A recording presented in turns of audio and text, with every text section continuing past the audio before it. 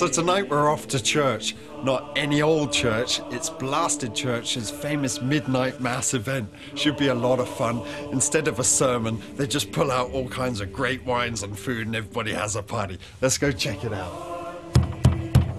See if the preacher's in. Excellent.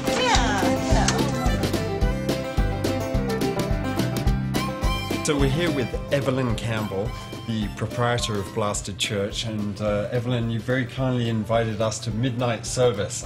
Exciting. What's going to happen?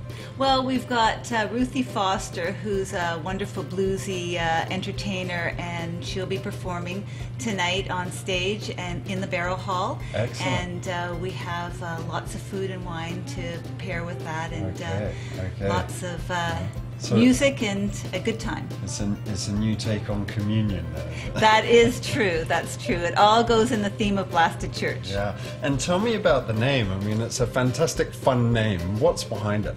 Well, the idea, of course, was to do something absolutely different, unique as far as coming up with our own business and our own winery. But what's the significance there? There was a church that was moved? In 1929, there was a little church that was on an old mining town site called Fairview, and the folks of Okanagan Falls needed a church, and since it was abandoned, they moved it by putting 4 sticks of dynamite in the church. They lit the fuse and let off a small control blast to loosen the nails. Their plan succeeded. They were able to disassemble it and reassemble it in Okanagan Falls after 2 years. It's a good thing they judged the number of sticks of dynamite right. That's right. So Evelyn, are you very religious? No, not at all. More importantly, it's a story of the community and the connection that we have with the land and with the local area, and fun. It was meant to take snobbery out of drinking wine and bring it down to a level that is comfortable and fun. Right. So hence also the cartoon labels, if you might say, because a lot of people consider it a bit of too playful. That's right. And then this one, your Pinot Gris. Who are some of the figures on the label here? Oh gosh, wine critics and writers of Canada. Tim Pawsey would be the first one, and we've got some other ones like Jürgen Goth, Anthony Gismondi. John Schreiner is all the way at the back. He, of course, now has white hair, but we made him a little bit younger in the picture there. Oh, well, I'm sure he was very grateful too. And now, what's your background? How did you get into the wine business?